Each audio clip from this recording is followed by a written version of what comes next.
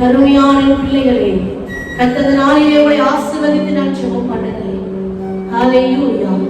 ஆண்டவர் சொல்லுகிறார், நான் உங்களை திக்கற்றவர்களாய் விட மாட்டேன், உங்களை நான் துக்கத்தோட விட மாட்டேன், உங்கள் துக்கம் சந்தோஷமாக மாறும். ஹல்லேலூயா. இயேசுவே, உங்கள் துக்கம் சந்தோஷமாக மாறும் என்று சொன்னீரே, அப்படியாய் இந்த நாளிலே வந்திருக்கிற ஒவ்வொரு குடும்பத்தையும், ஒவ்வொரு பிள்ளைகளையும் ஆண்டவரே ஸ்தோத்திரம், தூரத்தில் இருக்கிறவர்கள் ஆண்டவரே அப்பா, இதை ஆண்டவரே நிகழ்ச்சிகளை பார்க்கிறவர்கள், யூடியூப் மூலமாக, வாட்ஸ்அப் மூலமாக, Facebook மூலமாக ஆண்டவரே இந்த ஜெபங்களை கேட்கிற ஒவ்வொருடைய துக்கத்தையும் மாற்றி சந்தோஷத்தை தாரும். அதனாலே தாய் மறந்தாலும் நான் உன்னை மறைக்க மாட்டேன் என்று சொன்னீர்கள்.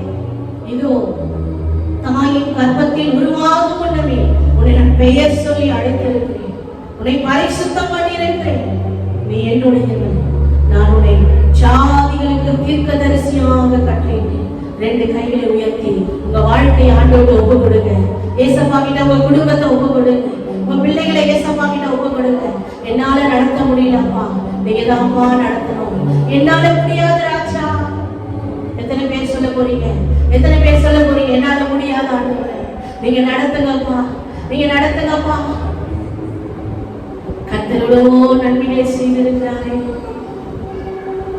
ஆத்துமாவே நன்றி சொல்லு, முழு உள்ளத்தோடே